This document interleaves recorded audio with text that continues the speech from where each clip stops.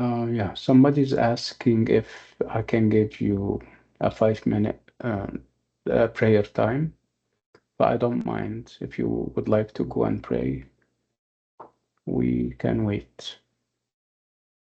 So if people would like to go and pray, that's fine. We'll wait for 5 minutes. That's fine.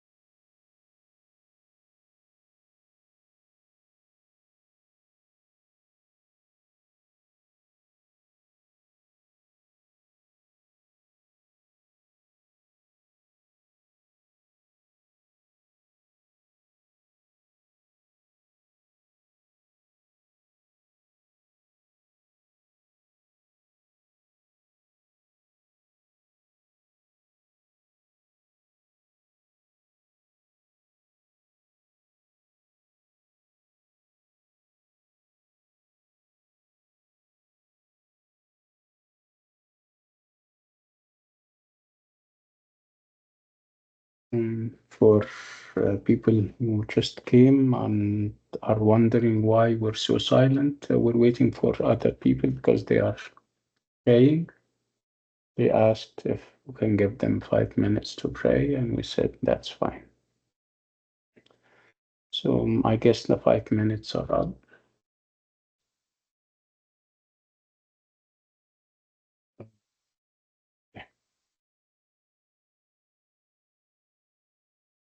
So This is a revision class. This is, of course, EA300B, and this is perhaps our um, last meeting, and this is meant to be some kind of revision. Of course, we still have time, and if you still need me to be around, we can always schedule a further class. Let's see how things will go today, and then decide at the end of this meeting. So again, it's a revision class, and we're going to revisit issues that we spoke about and raised. Of course, the treatment is not going to be profound and deep, because we have already done that when there was time. Going to highlight certain things, and we're going to start off with the format of the exam and my expectations. So as far as the format is concerned, of course, you're familiar with it's almost like the midterm, except for the fact that you will have more questions and more novels. Actually, one more novel, which is Tom's Midnight God. So in terms of format, you will also have short answers part, and you will also have long answers and essay questions part. So in the midterm, you had like three short answers, and you were supposed to answer two. And in the essay part, you had like two questions, and you were asked to write on one of them. So this time around, instead of perhaps having three short answers, you're going to have four, and you choose to write on three, if I still remember. As for the essay question part, you will have three questions, and you're going to attempt to. As for my expectations, I'm talking about ideal answers. I said you shouldn't be leaving any required question unattempted, which means that the idea that um, you may go blank and you have nothing to say, no. Obviously, you'll be wasting the whole efforts that you have been spending and exerting all through. So you need to write, even if the question is not to your liking, or you believe that you don't know how to approach it. So you need to write. Relevance is very important, but if you have nothing relevant, you have to still write. Leaving the question unattempted means that you're going to take a zero in the question, and you don't come to me and say, I'm graduating, I need to, I don't know, increase my GPA, or I need to pass. So passing can only happen if you write. If you don't write, you have yourself to blame. This has to be made very clear to everyone. We're keeping an open mind when it comes to the questions and your answers, provided that those answers are sensible, to the point, of course. Again, if you ask me about short answers, I don't expect short answers like in the manner of a paragraph or a small, especially with some people, they give me very small paragraphs. And this is not acceptable. This can give you a mark, but it wouldn't give you a high mark. So if you ask me, half a page for a short answer would be ideal, where you unpack the concept, and then you provide examples, and then you also talk about the significance of the concept. And then obviously we don't give you random concepts. They are important, they are significant, they mean something. So half a page is ideal and is good. If you would like to write more, that's fine, but provided that you also write in a sensible way. I need to enjoy what you write. If you decide to make it a page, a whole page, so it has to be um, enjoying or enjoyable rather, so that I can appreciate. Otherwise, for everyone, half a page would be fine. Not a small paragraph, mind you. As for the essay question, I'm expecting at least 2 pages. Again, the more the merrier. If you write more and in a sensible way, that's fine. I agree.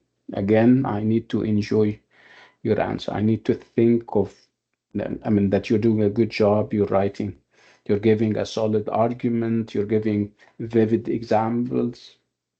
All these things will count.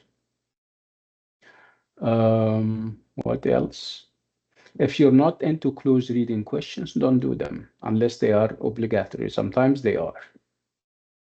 If it's a choice that you have to make between close reading and an essay that has a prompt, go for the essay that has a prompt. If you cannot locate from where the part of the question is, I'm talking about close reading, the passage, for example, or even sometimes you have a picture.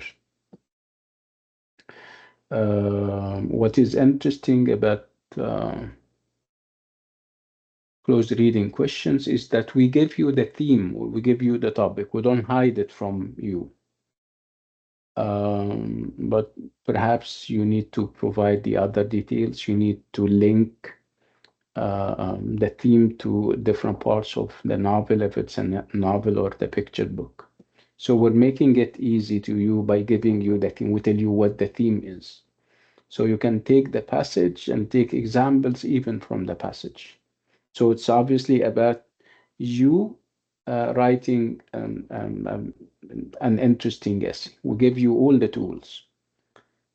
We give you the theme, and we also give you examples from a passage. So this is as far as the procedural part of the exam is concerned. And then we'll move to the possible questions and topics and everything. And let's take the works that we have done together one at a time. And let's start with Tom's Midnight Garden, Peter, The Tale of Peter Rabbit. Let's first of all think of what may not come in the final exam. What may not come in the final exam would be questions that we have seen in the midterm. So do you still remember the questions that we had in the midterm as far as the Tale of Peter Rabbit? Still remember them? Yes, one of them was to analyze the picture and the text. We have something like that as well? Are they related, the picture and the text? You mean the question itself, or you had a picture? Yes, we had a picture, and then the text that's incorporated with the picture. And then we had to analyze the picture and text work together. Would we have something like that as well? Yeah, we may have something like this, but it wouldn't be Peter. It wasn't be the Tale of Peter Rabbit. Yeah, we can have that. Okay, what any other Peter Rabbit questions in the midterm? Those who did a makeup, I think Zahra did a makeup, right?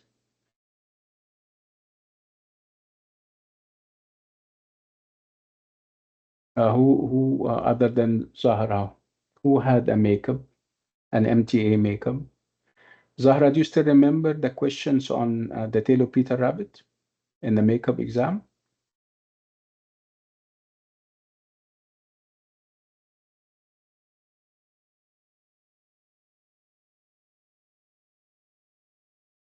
Okay, anybody else?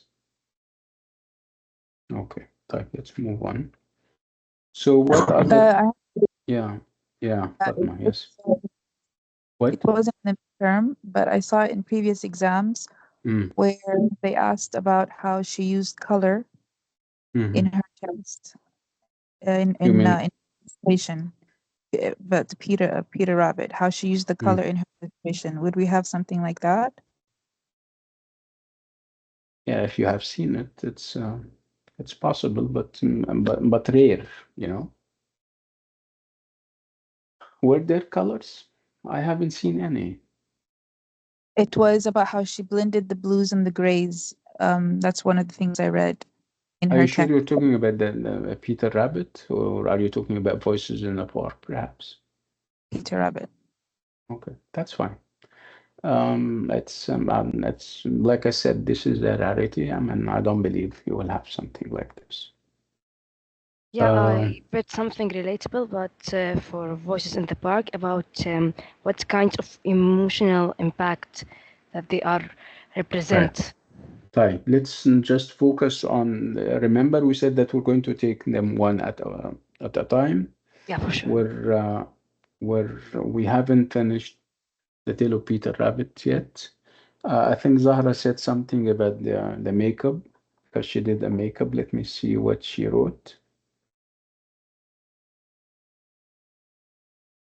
We had a picture of Peter and the rabbit, and we were asked to analyze the relationship. Isn't Peter a rabbit?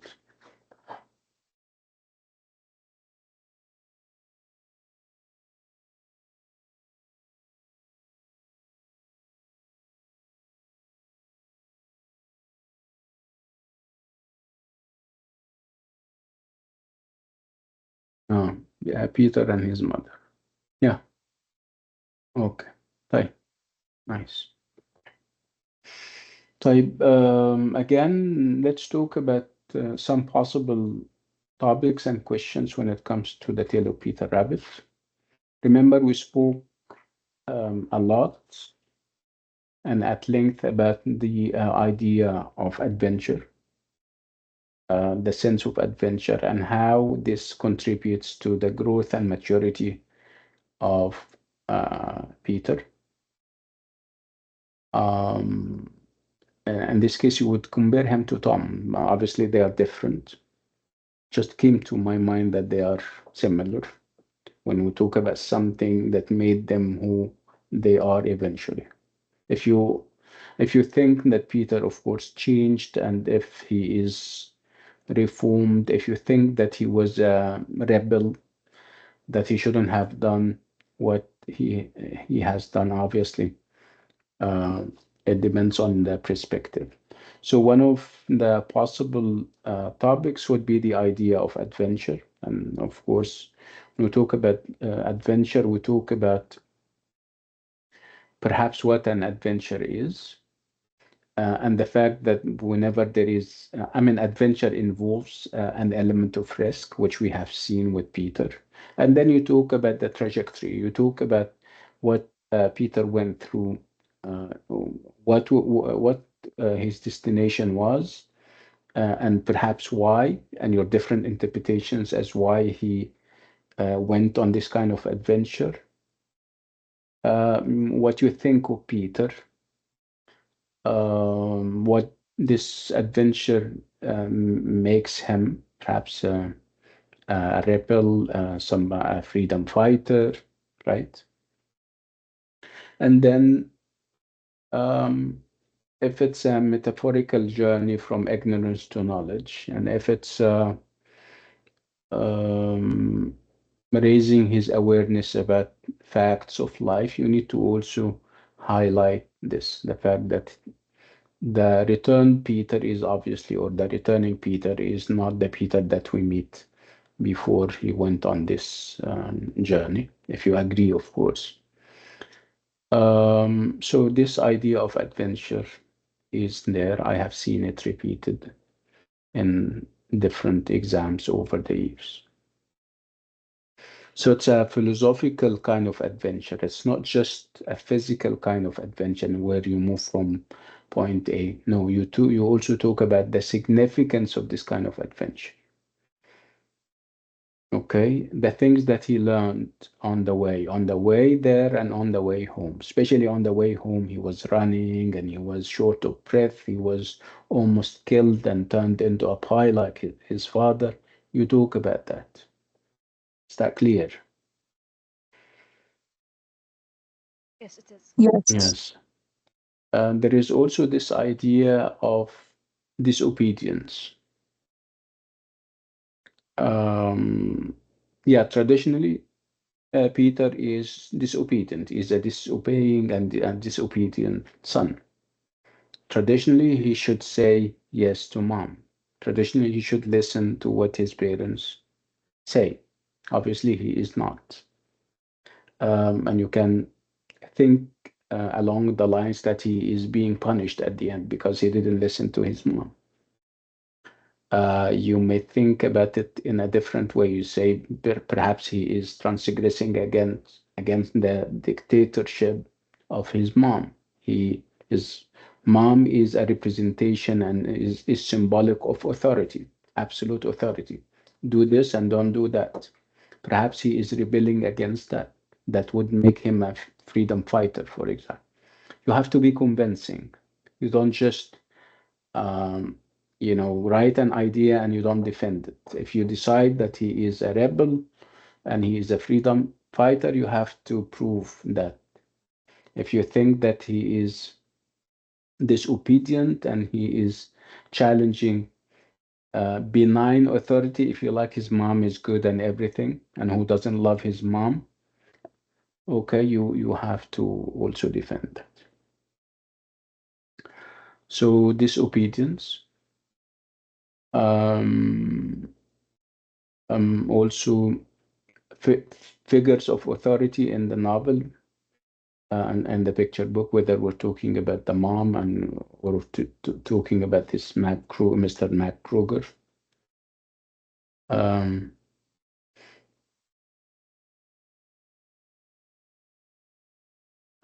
the idea of nature and nurture, the fact that human beings, whenever they do something, they miss.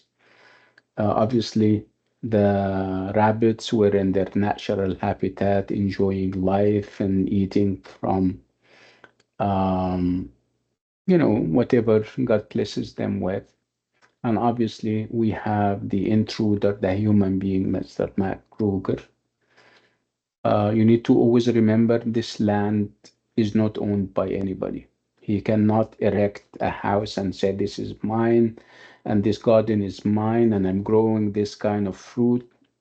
Eventually, I'm sorry, initially, this is nature. And what Mr. Kruger and other human beings that he represent are infringers. They encroach and infringe on God's property, if you like. So for him to come and say, somebody infringed on my property and I have to give him a lesson. Yeah, this is the clash between nature and nurture. Um, so it depends on your perspective if you think this is so. If we go with the idea that what Peter did is disobedience, we need to see whether this kind of disobedience was condemned or not. Condemned means, was he punished for it? Is it clear that he was punished for it? And you, of course, refer to the fact that he was ostracized or the fact that he was given plain food. If it was food, it's chamomile tea, while his sisters were enjoying um, um, diverse kinds of dishes. Of course, I'm exaggerating. We're talking about rabbits. So again, you need to answer this question, whether he was condemned. I think saying that he was condemned would give you scope, even if you're not convinced. Okay. Um,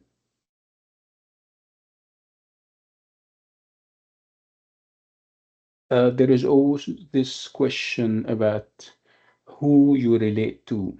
Do you relate to the sister? I mean, his sisters, perhaps because you're, for the most part, um, girls and young ladies, or do you relate to Peter? And I need to hear from you about this. Who do you relate more to, Peter or his sisters? Peter.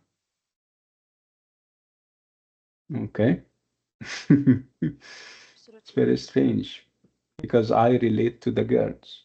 Perhaps because I have two lovely daughters. Okay.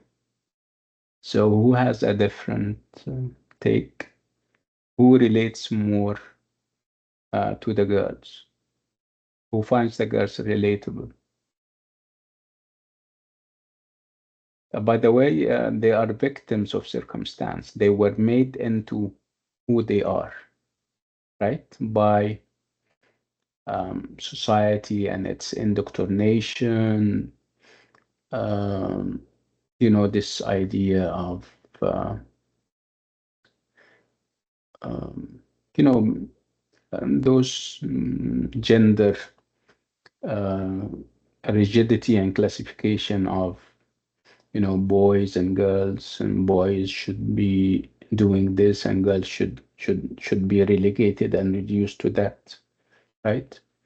Which would also bring us to another question, the idea of gender roles um,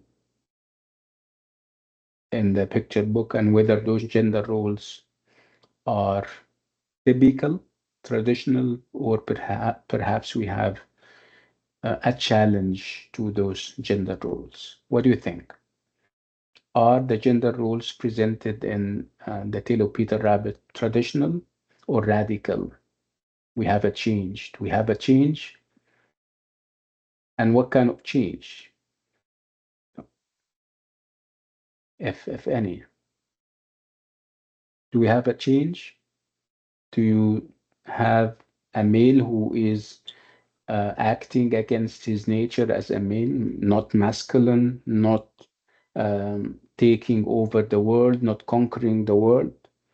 Do we have girls who are like Smudge, for example, in Voices in the Park, very active and taking matters into her own hands? Do we have that in the Tale of Peter Rabbit? No, I think it follows the typical stereotypical Yes, gender. yes, Even with absolutely. Mr. McGregor, I think that's his name. His wife is in the kitchen preparing food, and he is in the farm, doing the hard work. And I think it's Yes, just for the norms of society. yes, yes, I agree. I think it's Yeah. isn't the society expectations in a good way. Mm-hmm.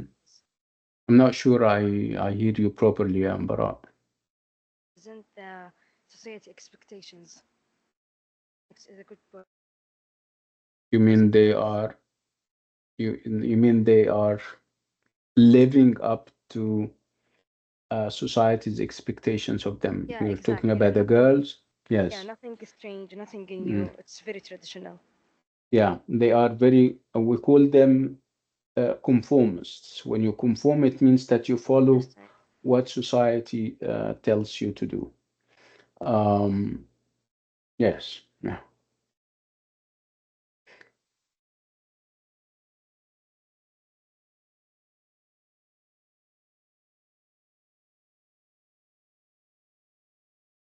So there is no subversion of traditional values. So do we have traditional values? Traditional values would mean that you obey your mom, for example. You obey your parent, right? So do we have a subversion? Subversion means you're going against this. Do we have a subversion of traditional values? Being ibn what do they call? What is the opposite of عاق? obedient, right? So do we have a cook? Do we have a cook in the book? Absolutely, kind of. Right? We call it, by the way, what? Filial ingratitude. So we do have filial ingratitude, of course, upon the part of Peter. He is subverting those values of, um, obedience. I mean, he has to listen and obey, and obviously the girls are not subverting anything, right? So we have representations of boyhood and girlhood, which are very traditional, right? ولا إيه؟ Exactly, yes. Yes. So in the Yes, but it final, shows now, disobedience is not acceptable even from boys. And I mean, think that's I think I think the moral of the story is to show that disobedience is not acceptable from neither boys or girls. At the end, yeah. yes, but the representation is for the most part, traditional, right? Yes, In the sense that you have a space to move within, but you shouldn't take it to extremes. This is perhaps the message. It is true that you are a boy, you're masculine, you take the world over and everything, but you still need to work within your limits. There are limits that you shouldn't go beyond. And this is perhaps another question. How do you see the picture book? Do you see it as, um, giving you a picture of, um, or a representation of breaking boundaries and breaking and rebellion, or is it just another chapter in the development of any child? I mean, children are like this. They don't necessarily say yes. They have their own logic sometimes. And we have that. Sometimes you tell your young sister or brother or your son or daughter something, but they never implement it. They never obey. It doesn't make them rebels, right? Right. Right. That's interesting. So when you come to think about it, I mean, the more you talk about it, the more ideas. You also have this idea of anthropomorphism. Remember that we're talking about a rabbit who is assuming the role of people like me and you, thinking and going on adventure and perhaps wanting to take revenge. And these are obviously human qualities and attributes, right? So anthropomorphism can even um, endear the character to us, make us perhaps more sympathetic and empathetic towards him.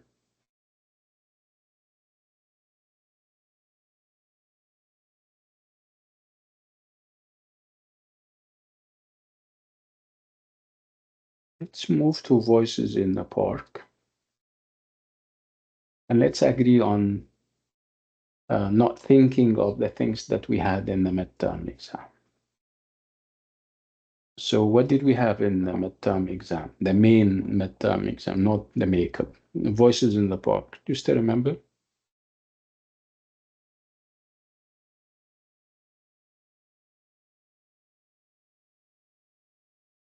You don't remember, or you don't want to remember? I think I have it. Let me check. Very interesting. I have the exam paper in front of me.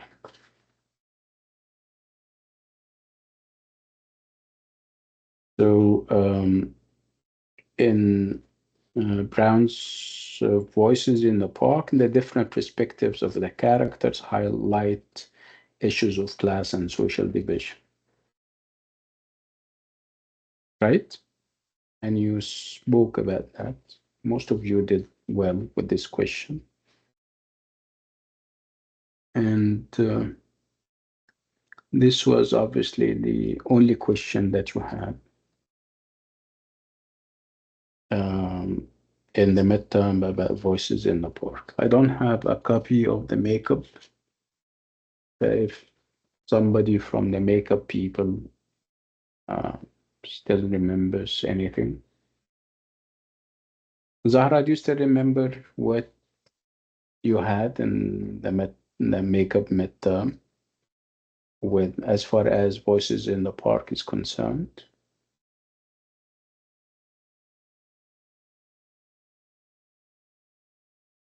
Okay, right. No problem.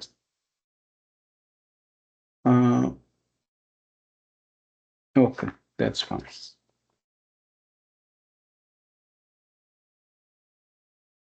So when we talk about Voices in the Park, obviously we have so many ideas, and one of them would be also the idea of anthropomorphism, especially the use of gorillas as characters, not human beings. Do you still remember when we did that? Why? What's the name of this guy? What's his name? Anthony Brown. Anthony Brown. Yes. Why? Why did he choose gorillas? So people can relate to the characters without taking any biases, without feeling like, for instance, if he chose white characters, for instance, black kids wouldn't relate to them. If he chose black characters, white people wouldn't relate to them. If he chose young or you get my point.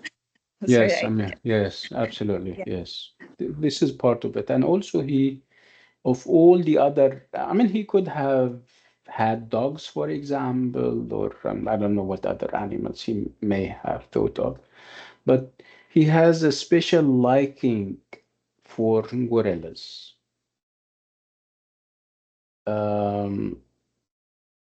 Why? Because his father was big in size, and gorillas are normally very big. So the idea of bigness for him means power and strength. He wanted to show that power. He liked power and strength in gorillas, and this is what the picture book is partly about. And also, gorillas, they always look big, of course, even if they are small. They always look, perhaps hardened by life. Yeah, compare the gorillas to small monkeys, for example. Obviously, they are two different species, if I'm not mistaken. If somebody is into the animal world, he or she can come and tell us. I think there is a difference between monkeys and gorillas, right? Yes, gorilla is big. Yes, so big, right? And so serious and serene. I have never seen a gorilla doing what regular monkeys do, right? They are very cool, huh? They Not, are maybe similar to human, and they have maybe a high IQ comparing to other animals. yes, and also the idea that they look wise, you know, Exactly. of all the other animals, for example, and just to remember, was it Lion King or no? What was in what's the name in English? Tarzan. What do they call Tarzan in English? Tarzan or what? Yeah, exactly Yeah, the same. Tarzan. yeah. Was it a gorilla that was taking care of him? Yes. Yes, yes. You have this compassion in them. You have this serenity. You have this wisdom. I mean, they inspire wisdom. And these are things that he needed to communicate.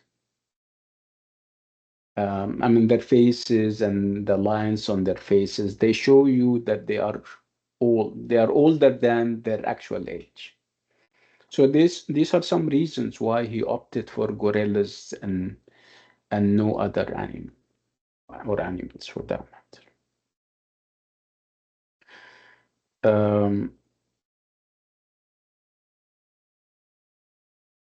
We also have this idea of maternal authority. Maternal means from the mother side of things. And of course, the impact and influence of this kind of and the effect of this kind of authority. It's authority after all, whether it's mother or otherwise, and authority corrupts. And look at the character of Charles and how his character is very weak and shaky, and so this is obviously the effect of this maternal authority. So it's maternal authority also coupled with being high class, aloof, not wanting to mix with people from the other classes, coupled with the idea of prejudice and bias upon the part of this lady. Remember, she was prejudiced against the other sectors of society. So this is also an idea that you need to think about. And what prejudice brought about? Isolation. Look at the child. He cannot deal with other people. He feels very vulnerable. Even when you see him depicted in one of the pictures, his mom is so huge and he's so small and he is in her shadows. Remember this very significant and expressive picture?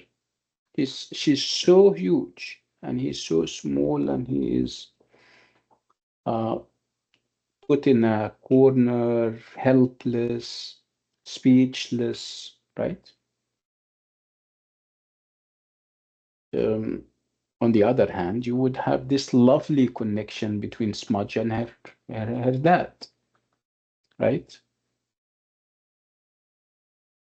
So relationships can be a force for good, and it can also be otherwise. And that would also bring us to the idea of parents and their attitudes and decisions and how that impact children. And we have seen it very vividly with the mom and her child. Of course, this would also affect the child's agency, which means that the child doesn't have agency. Agency means that the ability to make a difference, to take your own decisions, to take initiative. So this is something that we missed with Charles because of the mother and her negative attitude and because of her obviously wrong decisions.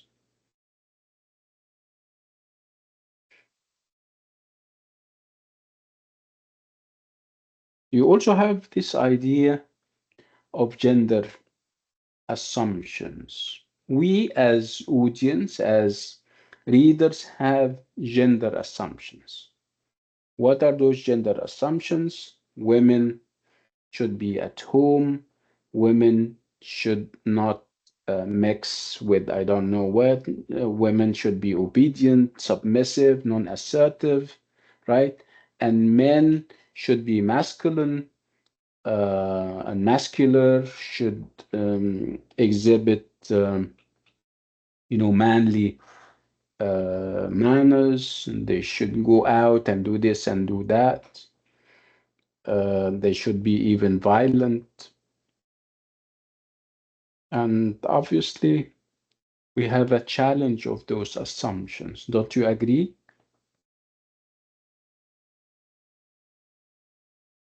Are we challenging in this picture book? Are we challenging those uh, gender assumptions?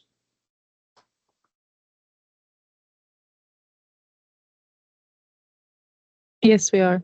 Yes. But how?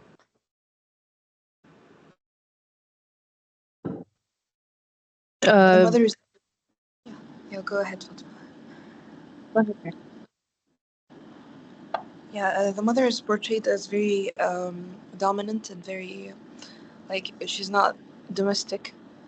She's very controlling, and the father is not like he's not portrayed as a very active. He doesn't have a very active role in his daughter's life. He's trying, but he's portrayed as this helpless guy.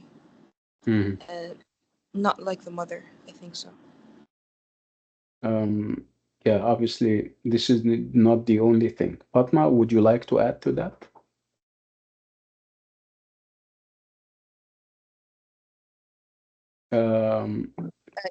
Yeah. Was doing so with Smudge and the boy. I forgot his name Yes. now. Yes, Charles. Yeah. Oh, yeah. Also, you have this role reversal where Charles is very weak, is very wimpy, is sheltered. He doesn't take decisions. He is in the shadow of his own mother, while Smudge is all over the place, very active and um, takes matters into her own hand, which is obviously very foreign and very atypical. We're not used to this kind of behavior and action when it comes to girls. So the picture book does challenge our gender assumptions as readers. Okay, so let's move to uh, the other side of truth.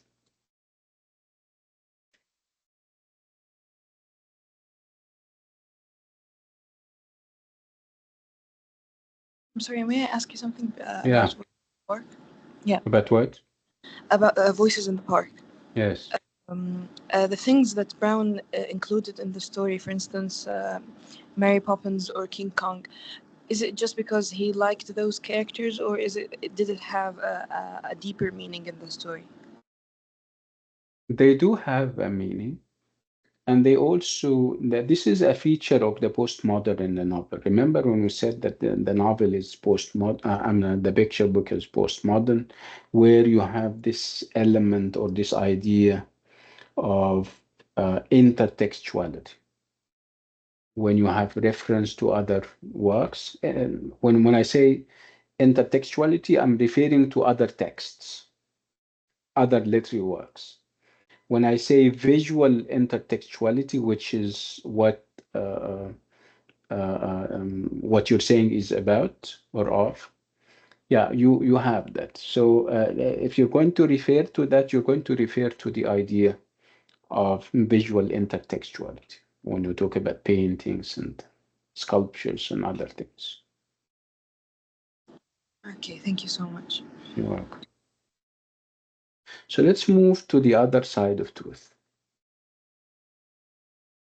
And the other side of truth has also a number of, issues and topics. And on top of them would be the idea of truth telling, and the consequences of telling the truth, especially in suppressed areas, in areas that suppress truth telling.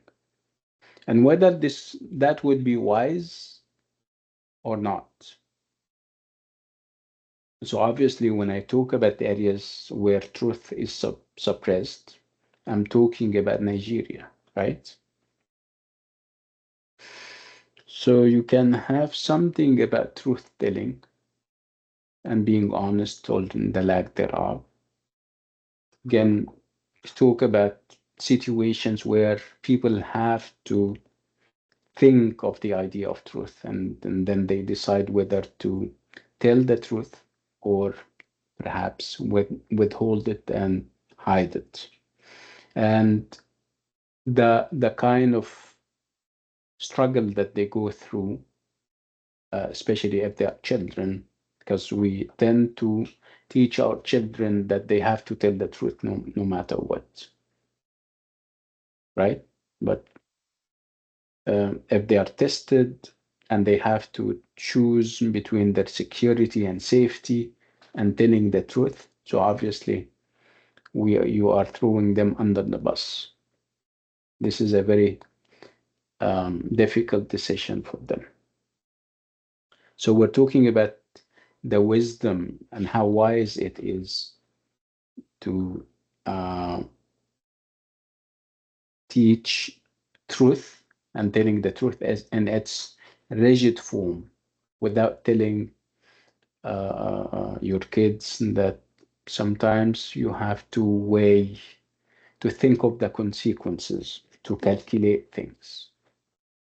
It's not that you're teaching them to lie, obviously. No, you're trying to teach them to be a little bit pragmatic and realistic at times.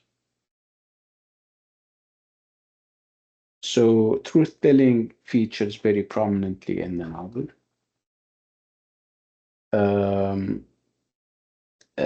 Quite linked to this idea of truth telling would be the idea of moral responsibility, whether we're talking about the moral responsibility of parents towards their kids or the moral responsibility of the entire society towards children and kids. Again, you would think of the father and the decisions that he took against the government and whether it was wise without weighing the consequences, whether it was the right time to go about and expose the government and corruption, right? Keeping in mind that you have kids, they are still uh, in their prime, I mean, in their formative years. So this is also very important. The moral responsibility of societies and adults, and the consequence of telling the truth, good and bad. You also have this idea of what? Of agency.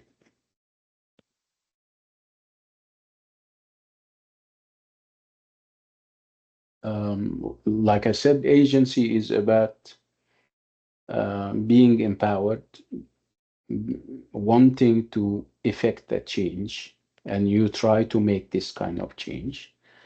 In the other side of truth, we have child agency, as given by Shade. She had to, I mean, society and her parents and her father failed her, obviously, on a number of occasions. Her government, of course, she had to flee. She has to become a refugee. She had to take matters into her own hand. She benefited from being a good English speaker. She went to media outlets to defend her cause and the cause of her father. So this is, of course, child agency at its best. Um,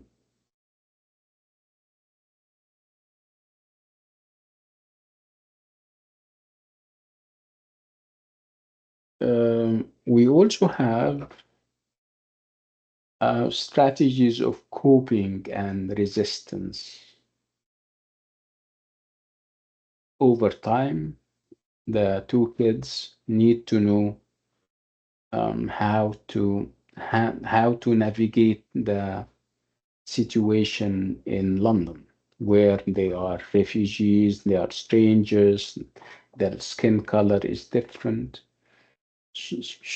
So they are being bullied, they are being denied basic rights. So they started to have or develop strategies for resistance, how to resist bullying, for example, at school, whether to go along with the bully, boy or girl, and agree momentarily with what he or she is saying, or sometimes saying, stop him or her. So bullying is also one of the issues that we have, and I would like you to read more about it.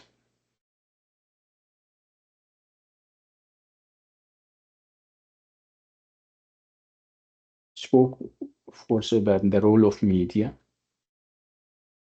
And media works both ways. It can have a very good effect because it exposes falsehoods and corruption and everything, like the character of the father as a journalist. And it can also spread falsehoods, like the propaganda of the Nigerian government, referring to this guy or the father as a traitor, somebody who works against his country. But in the final analysis, media is very powerful and it can be very influential in empowering people and giving them the rights. You need to think about that. Media.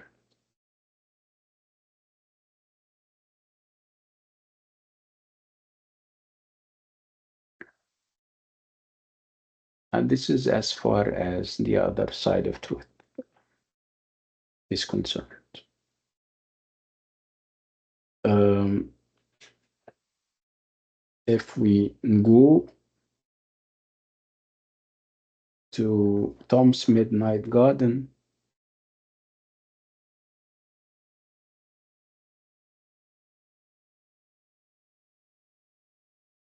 I think um,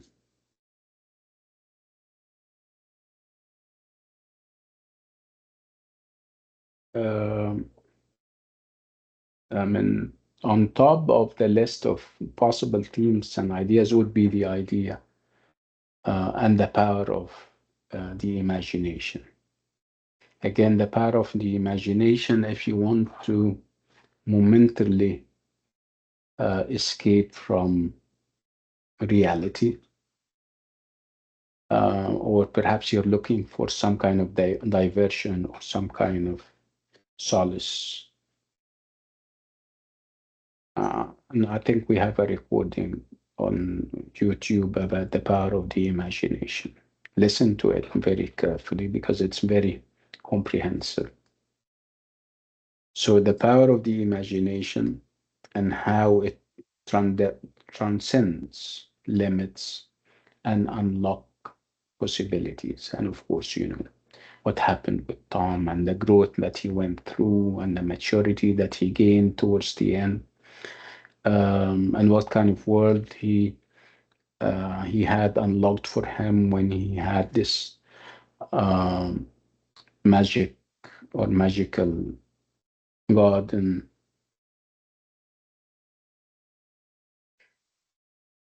There is always this talk about the relationship between Hattie and Tom and how this lovely connection made it possible for Tom to learn new things and to get to know about the world, to come to terms with the linearity of life and the fact that at one point we're no more. There is also this talk about time and its different and multifaceted nature. And I think we have something about that also in one of the videos that I sent to you.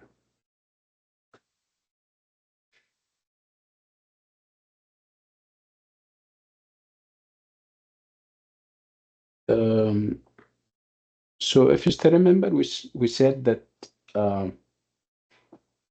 the novel starts in reality, but it doesn't stop there. It goes to the world of the imagined fantasy. So it is in part realistic and in part fantastic, and that may refer to the hybrid nature of the novel. You can have a question on the hybridity of the novel. That Tom's Midnight is a hybrid novel, mazig between realism, and you have to prove it, and of course the world of fantasy, and you know a lot about fantasy by now. Part of the fantasy would be the idea of time in its different senses. Traditional time, linear time, moving from past, present, and also the other way around. Time that goes back.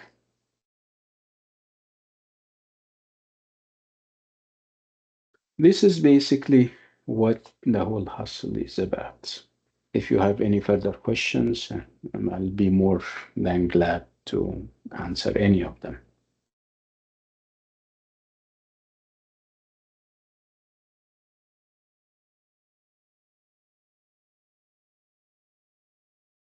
Okay. طيب احنا yeah, go ahead يا أمل. دكتور سؤال بس في النوبل حقت تومز ميدنايت جاردن، هل نقاد مهمين أذاكرهم؟ إذا كان أي secondary sources موجودة في articles بتقريها. تمام. Yes. روبا. دكتور، هل كل 3 الأسئلة الرايتنج إيساي بتكون about توم ميدنايت جاردن؟ لا، مش not necessarily، ممكن تبقى عن the other side of truth. Thank you دكتور. Okay.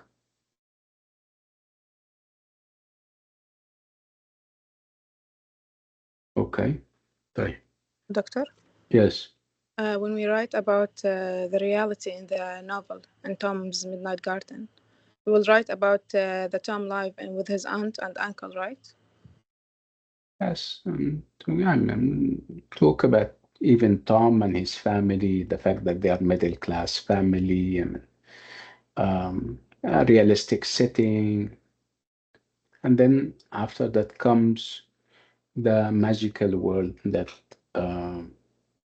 the garden offers and provides. Yes. Thank you. Welcome.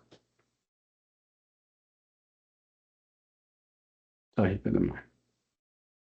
Thank you so much for this lovely course. I really enjoyed it. I enjoyed your lovely insights, and I also appreciate your dedication and hard work. And inshallah, I'm hopeful that we can meet in if not in a scholastic academic context, we can meet in life, inshallah. Thank you so much, and I'll see you, inshallah. Assalamu alaikum. And I wish you all the best, of course. Assalamu alaikum. Thank you Doctor. You're welcome. Thank you. Thank you Doctor. الله يعطيك العافية. Assalamu alaikum. Thank you very much. Well, bye bye.